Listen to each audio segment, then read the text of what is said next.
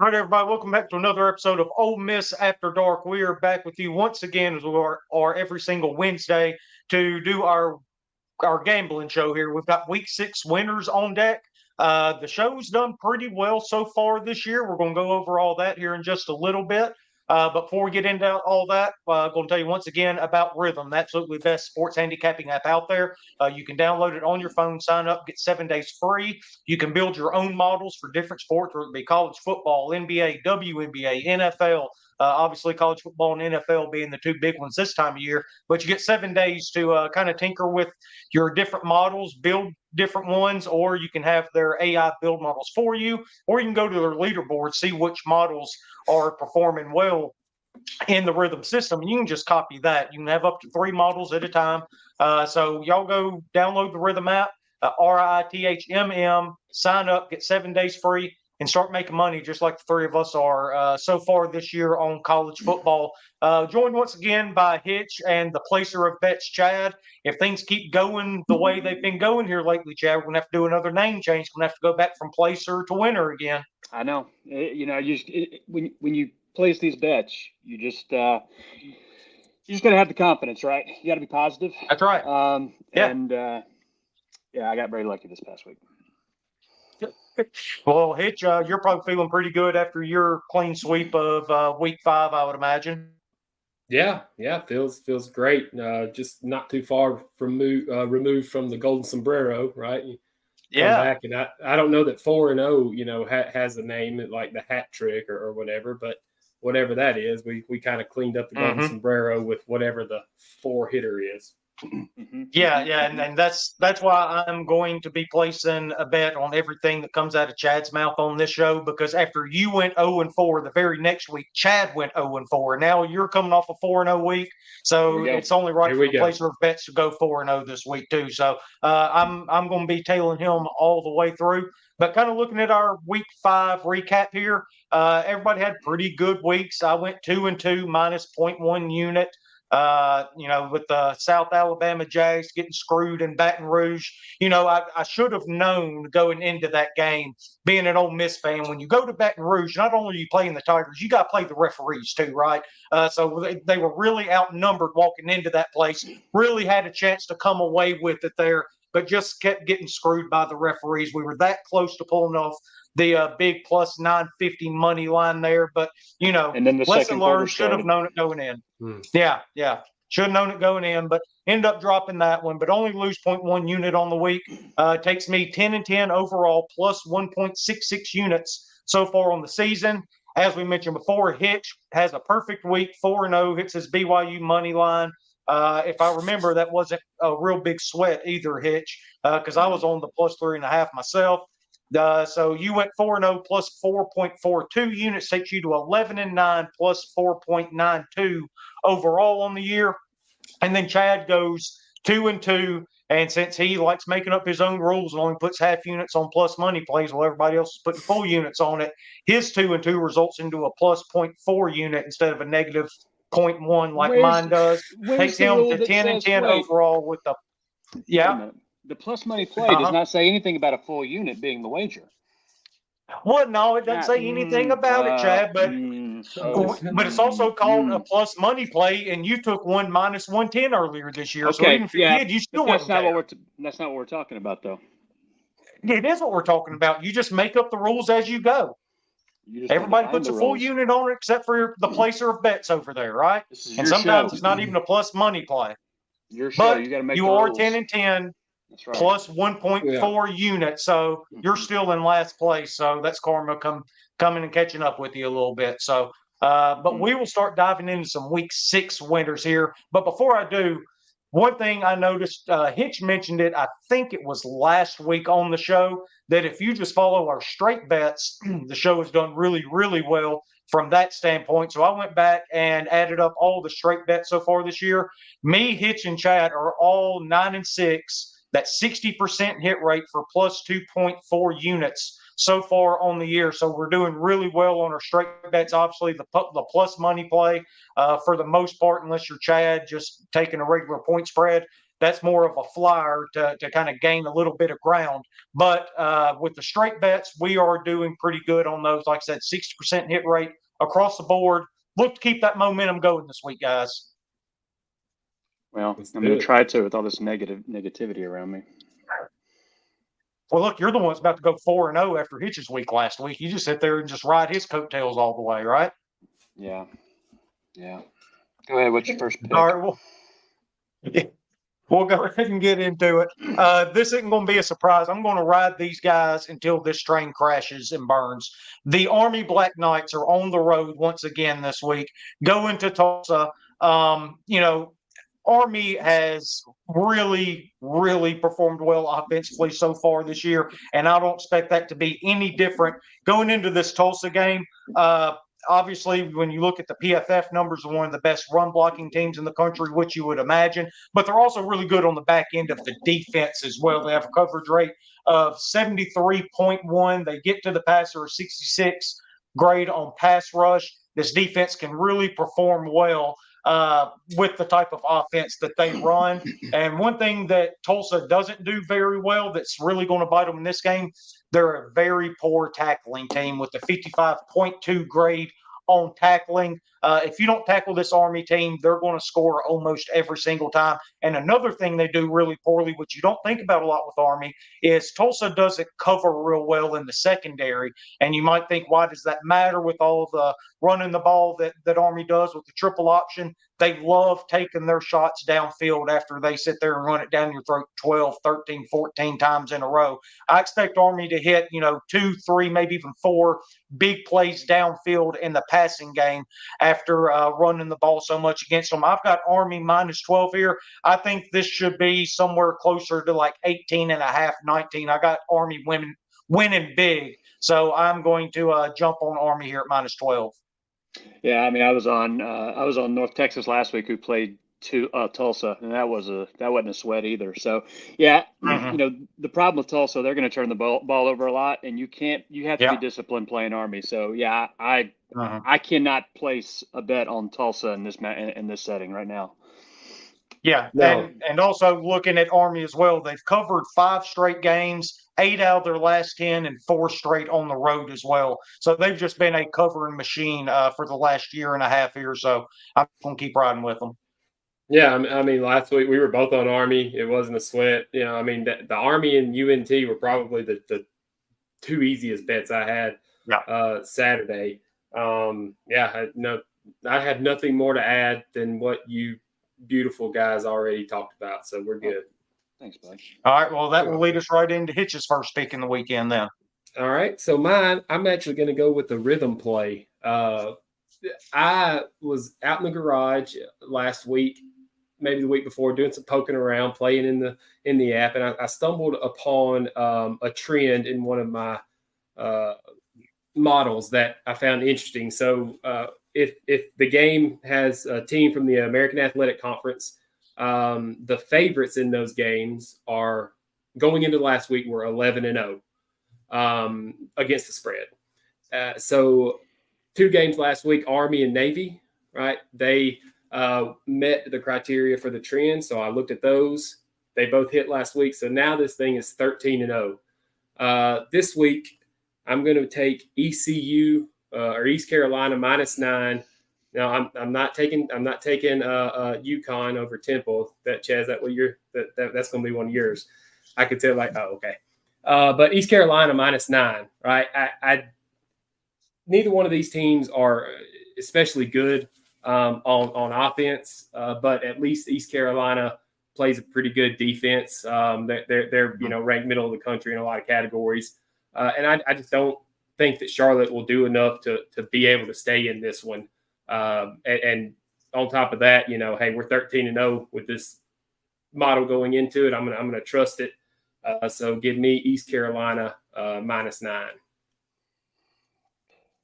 Yeah, I don't have much to. It feels like a lot of points on the road.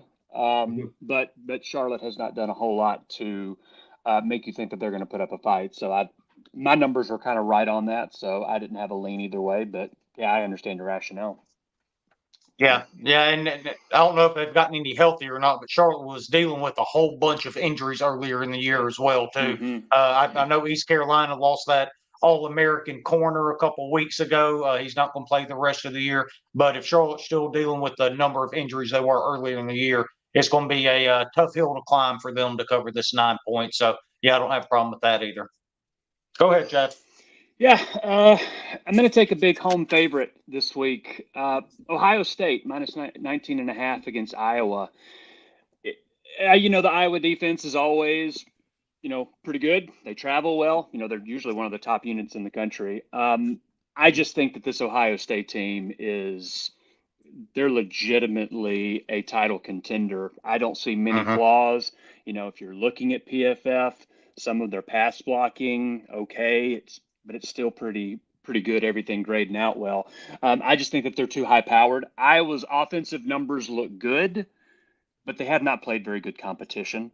And so I don't think they're going to be able to keep up. Ohio State will get their points, and Iowa won't be able to keep up. So I'll take Ohio State under 3 touchdowns.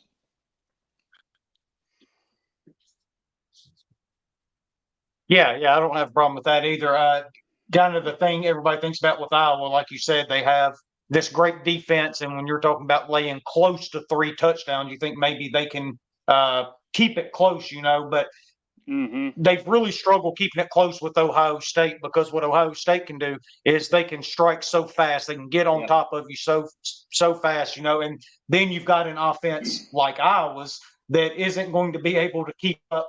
And they start pressing a little bit, and then before you know it, it's 34-3 or something like that. They seem to almost always get blown out in this game with Ohio State. Yeah, and then you also look at what Ohio State did last week, right? Michigan State's been down, but they're still a pretty solid, at least on the defensive side of the ball. They're a good power forward, defensive team, and they ran away from them. I think they won 31-7. Maybe no, 38-7. So, and they covered the 24-point spread there. So, with it being in Columbus, yeah, I just think that that's going to be the play. Yeah, I mean, Ohio State probably has the best running backs in the country, and Iowa has that stout defensive line. I think they brought back everybody from the defensive line that they had last year, and they're in the top 20 in the country when it comes to like rush success and PPA. But I don't. Like you said, Ohio State's going to get theirs one way or the other, whether, the quarterback, what's his name, beats you. I don't know that he's proven that he can beat a lot of teams over the top yet, but I think he has the arm to. Either that or Quinshon Judkins is going to gash you to death. And Iowa, on the other hand, is not going to put up any points here against this Ohio State defense, right? Their offense is garbage. Even though they have been putting up good numbers. So, yeah, I don't know that I like that many points. I didn't even look at it because it was that many points, but can't argue it. Yeah, absolutely so. All right, well, my second pick, I'm going to go with SMU +7 at Louisville. Y'all know I love the road dogs here. The Mustangs have really played well since they made the switch at quarterback with Kevin Jennings. He has come in and completed 63% of his passes, 733 yards, 6 touchdowns, 1 interception. One thing that really caught my eye when I started looking at this game, Louisville's really struggled to pass block some of the better teams that they have played so far this year. Notre Dame, they only had a 36.4 grade. That's on a scale 0 to 100, so you can kind of do the math on how good that is. 36.4 against Notre Dame, and then even against Austin Peay, a not real good team, obviously, not a team known for getting after the passer. Only 57.1 there. And one thing that was interesting to me, though, was when you look at Louisville, they like to pass the ball, right? They like to try to throw it around a little bit. I think they're at like 56% throw with their offense, 56% of the time, something like that. When he's throwing from a clean pocket, plays really, really well. A 137.3 rating from a clean pocket. When he's under pressure, though, when people start getting through the line, get pressure on him, that drops all the way down to 87.4. So a big discrepancy there when you get guys coming through the line, getting in his face. And that's one thing that SMU does really good. They have a 74.1 pass rush grade so far this year, and they've played a much tougher schedule than Louisville has so far. So I think SMU's really finding their stride. Really struggled against BYU, obviously, but I'm starting to think BYU is a really good team the way they've performed so far this year. So, they were right in that game, had a chance to win it. And also, talking about Louisville, how much they like to throw the ball.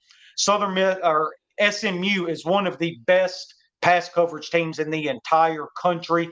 84.8 coverage rating so far this year, and they have 9 interceptions as a team already. So they're really good on the back end. They can create pressure, and then when they force errant throws by the quarterback, they go get the ball. I considered this for my money line pick.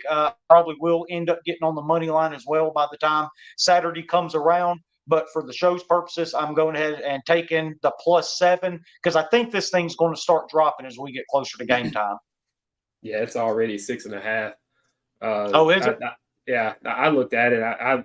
I think the SMU defense is good. I mean, when you look at it, they've really truly only played one bad offense, and that's Florida State. They play a bit of a bend don't break. People or opposing teams get into their 40-yard line about half. They're ranked 90th, so it's not great, but they're inside the top 50 on points given up in those opportunities. So they're pretty good. But like you said, I think the defense is. I looked at this for the plus money play too because I think SMU matches up really well with Louisville and has a chance to go in there and win. So yeah, I'm right with you on this one. Yeah. All right, Itch, what you got? All right. I'm going with the Missouri Tigers +2, Texas A&M. I think the Missouri defense is going to give Marcel Reed fits in this one. Just last week, A&M gave up 3 sacks and 7 tackles for loss against an Arkansas defense that's 109th in the country when it comes to pass rush. Missouri, on the other hand, is 12th in the country when it comes to pass rush, and they have a bye week to prepare for this Texas A&M offense. So, on top of that, Reed has gotten progressively worse in each start against, sometimes lesser competition. And although he hasn't made a lot of turnover-worthy throws or turnover-worthy plays, he also hasn't done anything that's been a big-time throw. So, I think it sets up well for Missouri, who ranks 21st in the nation when it comes to havoc. I think the DBs on the back end do enough to let the pass rush get to Marcel Reed, and I think he gets flustered, probably turns the ball over a couple of times, puts the Missouri offense in a position to get it done, and I think they go into Texas A&M and win. But I'll take the +2 right here. Yeah, you'll hear more about this game from me. This is a game that I like as well.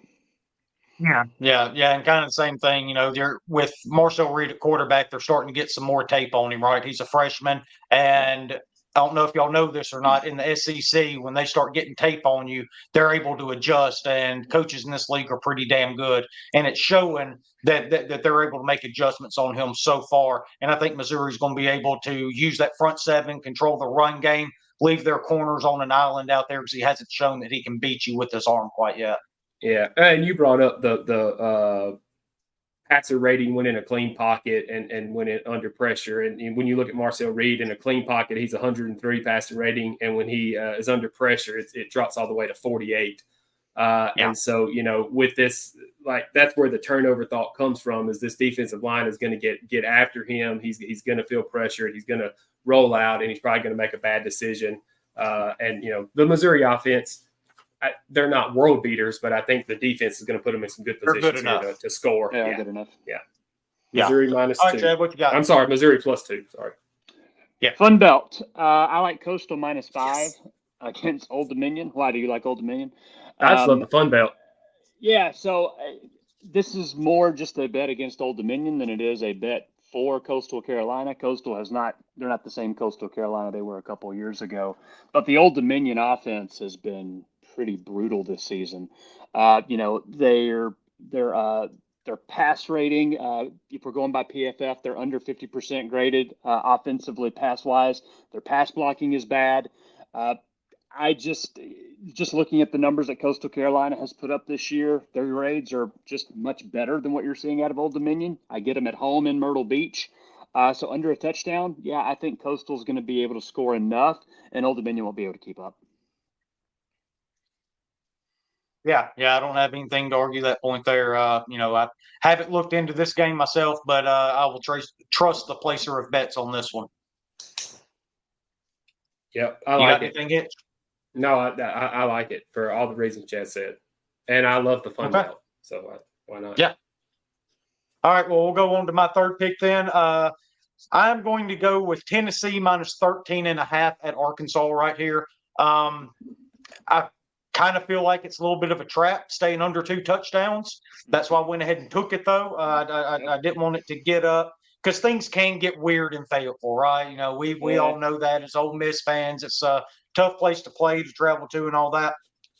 But this is a really good matchup for Tennessee, though. It is. Basically, across the board, Arkansas ranks 87th in pass blocking in the country of the 132 FBS teams. They're 87th. And Tennessee is one of the best pass rushers in the entire country. I think they rank 10th so far this year. They can really get after the quarterback. And Green hasn't shown the ability to he can run, yes, but when he gets under pressure, until he gets flustered, and he's not the most accurate passer, and things can start to float on him, stuff like that. But one of the things that really scares me for Arkansas here, they are in the bottom half of the country in tackling. Again, if you are going up against this Tennessee offense, they are going to do everything they can to get their playmakers the ball in space, make you tackle them. And if you're a poor tackling team, you are going to have a long, long, long night. And they're also middle of the pack, probably even slightly below average when it comes to coverage and pass rush. So if you're telling me you're not going to get pressure on Nico, you're not going to cover his receivers, and then when he does complete the pass, you're not going to tackle him either. I love Tennessee big here. I don't know why the number is so small, but I will take the Volunteers, especially under 2 touchdowns at 13.5. Yeah, this is a play I already have in my account for the exact reasons you mentioned. That Tennessee defensive line is a force to be reckoned with, and they're just so disruptive. You've got Arkansas coming off a tough game against Texas A&M, and then the week before that, they had a tough game against Auburn. You get a fresh Tennessee. Yeah, I could absolutely see them beating them by well over 2 touchdowns. Yep. I want to take Arkansas in this one. I want to find a reason to take Arkansas in this one because it's at home and it's 2 touchdowns and crazy things happen in Fayetteville. And look, I mean, Taylor Green can play. Like, he's good. He is. At the same time, one of the numbers that stuck out to me when I was looking at it is the havoc. I mean, Tennessee ranks top 3 in the country when it comes to creating havoc. And then on the other side, Arkansas is 110th offensively when preventing it. So, I mean, you just know that is a turnover waiting to happen, if not a couple in that game. Yeah. And if Arkansas turns the ball over once, I think this one's over. And so, I like it. Yeah. All right, Hitch, what you got? All right. San Jose State minus 6.5.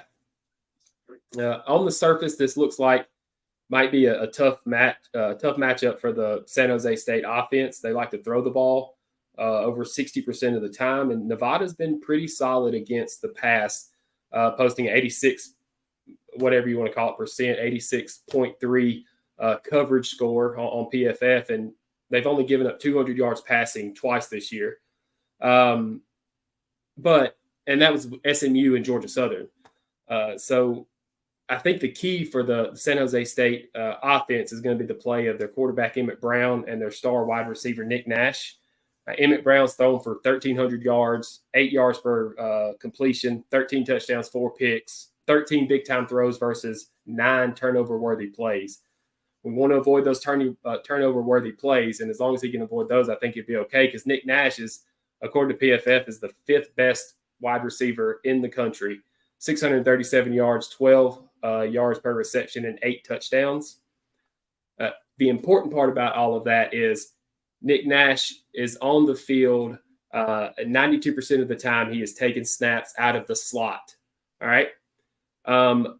That's a big deal because Nevada's DB, who usually defends the slot for the most part, Kane Savage, he may have one of the best names in college football, but he has one of the worst coverage grades when it comes to looking at that at 56.7. It's good for a rank of 216. So either Nevada lets Nick Nash just abuse this kid on one side out of the slot and just wear him out that way, or they give him some help and open up other things for the San Jose State offense. But either way, I think that they easily cover the 6.5 at home because of what they're going to do on offense and because they have the better defense too. So I don't think 6.5 is near enough. This was actually, as of 2 minutes ago, this was going to be my third play as well. I like San Jose State. Now, it's not because you chose them that I changed it, but I was placing a bet while Hitch was talking about defensive backs over there.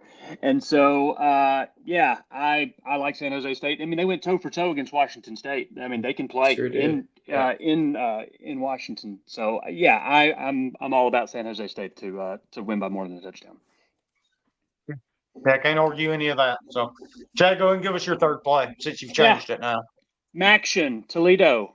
I'm getting them under a touchdown against Miami of Ohio. Miami of Ohio's offense is really bad. Mm-hmm. Really, really bad. The Toledo defense has been, really good. We remember a few weeks ago they went to Starkville. They blew them out. I'll never forget it. Yeah, Toledo's offensive line has not been very good from a pass blocking perspective, but I just don't think Miami has enough horsepower to even get close to putting up enough points. So I get it under a touchdown. It's in Toledo. I'll take the Rockets 6.5. 6.5. Yeah, I can't argue any of that again. Toledo's looked pretty good so far this year. I've watched Miami of Ohio a couple of times. Don't have a lot of faith, as you said, in that offense in particular. So they've scored 48 points this season. They scored 48 points this season in 4 games. That's not good. That's 12 points a game if you're doing the math.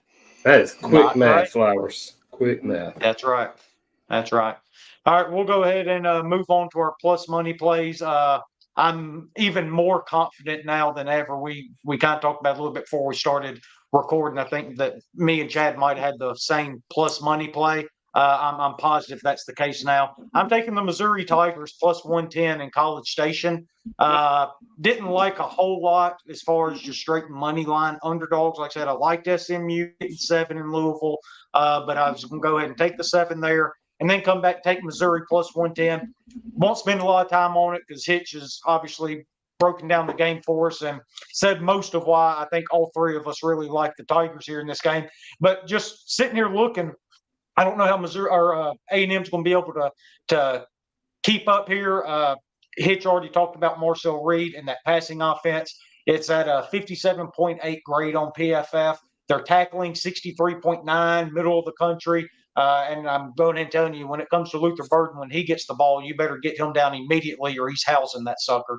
If Missouri can jump out to a lead here, I'm not sure A&M's got enough horses to keep up with it. You look at if they have the advantage in pass blocking, run blocking, rush defense, the pass rush, the coverage on the back end, the special teams. Really makes me think that I'm about to be got with this game on Saturday, but I'll go ahead and put my money on it. I'll watch it. I think the Tigers come out victorious outright in College Station. Yeah, before Hitch gets into his plus money, I'm on the same thing with you. I didn't love a lot. I guess if I was going to pick one other dog, maybe Wake Forest at NC State on the money line, but there wasn't a lot too. But I can't trust the Deacons after what I saw earlier in the year. No, but I think Missouri is the better team. The A&M offense is still not where it needs to be to play against a team like this. So no, I like Missouri to win. Yeah. And Missouri's an experienced team too. That goes a long way going into Kyle Field, big crowd and everything, obviously. So, but I think Missouri's in pretty decent shape here. So. Yeah, Well, you already know how I feel about that one. Yeah, there's actually a couple of them. Yeah, unfortunately, the BYU Cougars aren't playing this week, right? So I had to go outside of my norm here, my horse. But I mean, there are actually a couple of games that I like. Like I said, SMU and Louisville. I think SMU matches up well with Louisville. I think they have a shot of winning. Syracuse, UNLV. I think that's going to be a fun game to watch. Sneaky, fun game to watch. I'm actually on that under. I kind of like UNLV in the points, but I also like Syracuse in the money line because I think Syracuse, that offense matches up well. Kyle McCord can get loose and they can score some points. Texas A&M, Arizona. I feel like this one, whoever has the ball last, and this one's going to win. And Texas Tech, may very well go out there and win this one. But not confident enough to make them a plus money play. I'm going to do a 3-game parlay here of some short dogs. We've already talked about Missouri. So Missouri, Boston College. All right, Thomas Castellanos comes back this week. I think that, actually it's moved to just even money for them at Virginia. But, I like that one. And UNC. Give me North Carolina at home. I think that quarterback for Pittsburgh is a turnover waiting to happen. Even after that beating UNC took against James Madison, they still rank, I think, in the top 30 when it comes to rush success on defense. They've made a change at quarterback. He's done some nice things. And so I think I'm going to go with them at home. So 3-game parlay, UNC, BC, Mizzou for plus 811. Look at you. I looked at that. I looked at the UNC game. I looked at the Boston College game briefly. That's one that I do like. I like Boston College to win that one.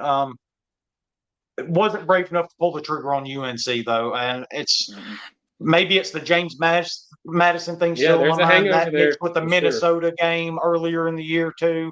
I just don't know which Tar Heel I'm going to get out of this one, so I ended up staying away from that one. You talked about that Arizona Texas Tech game, though. I actually, before we hopped on here, I ended up taking Arizona -6 on Saturday night. I love this matchup for the Wildcats, particularly on the back end. Texas Tech really struggles on the road, first of all. Really struggles on the road. But the back end of that defense has been an absolute disaster so far this year.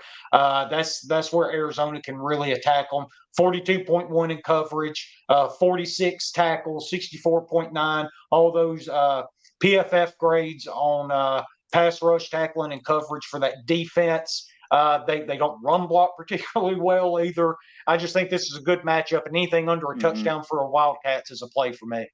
Just locked it in myself. Yeah, I like that. Texas Tech had so many injuries even before the season started. That defense, they're down to like emergency linebackers at this point. I like Arizona there for sure. Yeah. Just to be clear, I like Arizona as well. But if that game turns into a shootout, Texas Tech has the ability to win it. Sure. Yeah.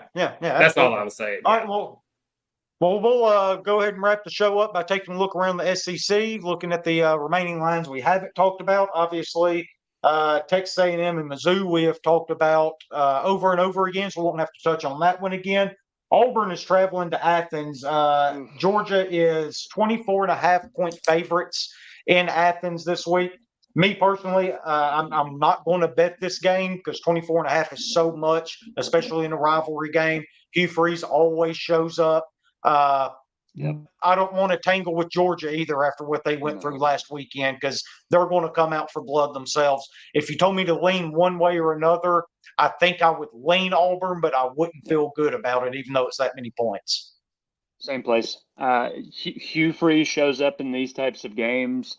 He does. I don't know where the points will come from. It'll probably just be the lack of points from Georgia that keep them within the number. But, I would have to go Auburn as well. Yeah, same. I was sitting there as you were talking, Dids, and I was just like, oh, yeah, he's saying the same things that I'm thinking.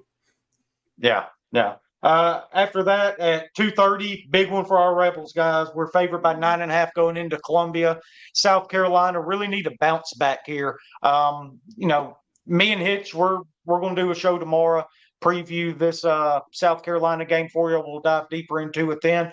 Major concern for the Rebels, though, the offensive line, particularly at tackle. How do we slow down this pass rush of South Carolina, because they can destroy everything that you're trying to do offensively?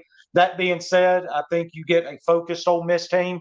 I don't know what the odds are on first touchdown by Juice Wells, but I guarantee you I will absolutely be on it, because Lane Kiffin is nothing if not petty, and he is going to do everything he can to make sure Juice Wells scores the first points here on Saturday. So I will have a bet on that come Saturday. That being said, I'll take the Rebels -9.5. Got to have a big bounce back here. I don't feel good about the game, especially considering what happened last week. But if I were to lean one way, I just think that the deficiency of the South Carolina offense is going to be enough. You've got to think that if Ole Miss has anything to look forward to this season, the offense is going to have a completely different showing this week. And if they don't, I'm starting to get a little concerned, especially at the offensive line.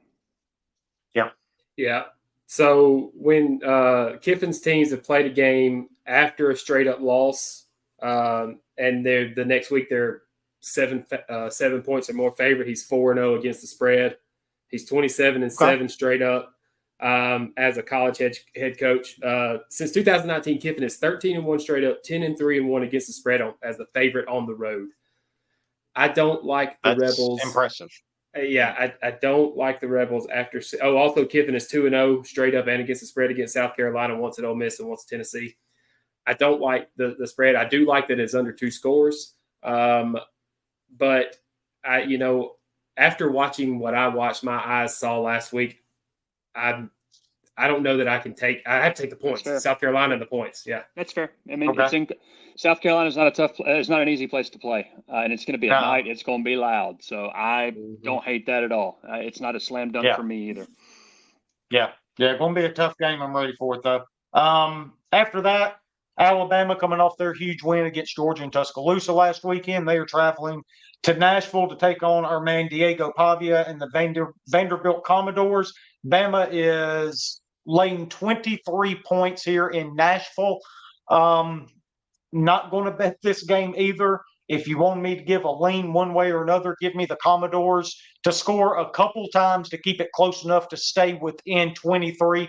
Maybe a little bit of a hangover from the Tide here. Yeah, I like the over. Looking at this now, it's 55.5. I don't know if I could.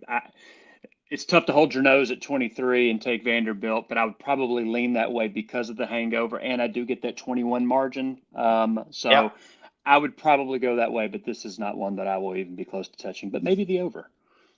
Yeah. Give me Alabama. I'll take it. Alabama's faced Vanderbilt 3 times since like 2010, and they've all been over 20-point spreads, and Alabama is 148-3 is the scoring margin, Alabama versus Vanderbilt. So does that cover? Barely, just every single one of them. But the thing is, I think this is a different Vanderbilt team than all of those ones that coming up. A different coach, different player. Or a different player under center, which makes a huge difference. I'm going to still go with Alabama because I think that they're going to have the opposite effect after that big win against Georgia. You've got the 17-year-old kid who's a big star now. He's going to be trying to make plays. I wouldn't be surprised if you start seeing Heisman stuff for him and trying to get a bunch of stats and stuff. So give me Alabama in this one. I'll take the points. Okay.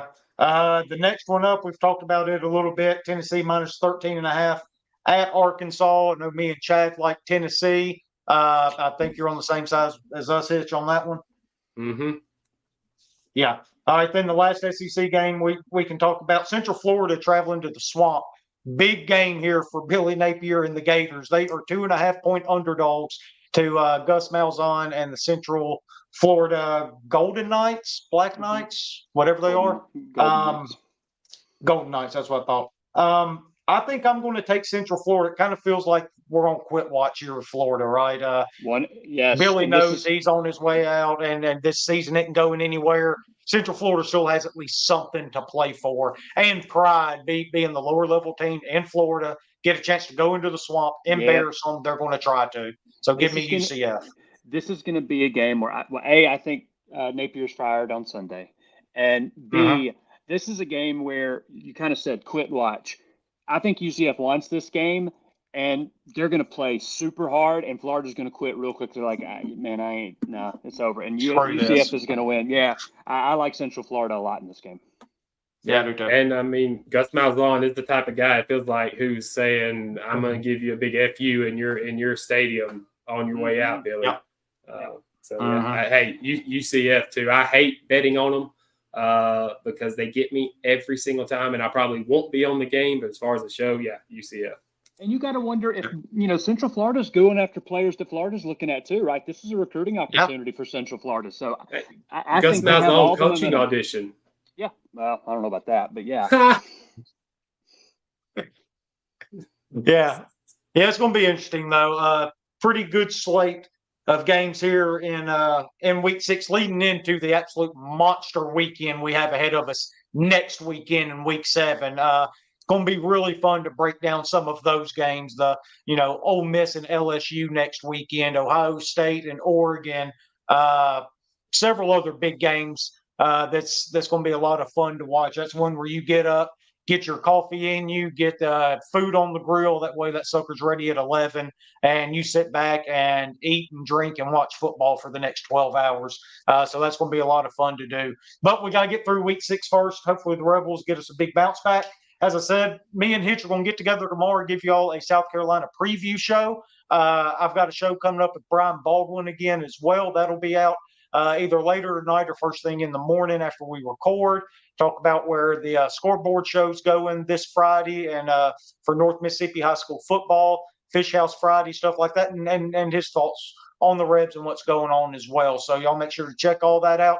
Appreciate y'all being here with us like y'all are every single week, and we will be back with y'all again next week, hopefully talking about more winners that we had after this weekend. So it'll be a lot of fun. So, guys, appreciate y'all doing this again with me next week, and we will talk to y'all exactly 1 week from today. See you, boys.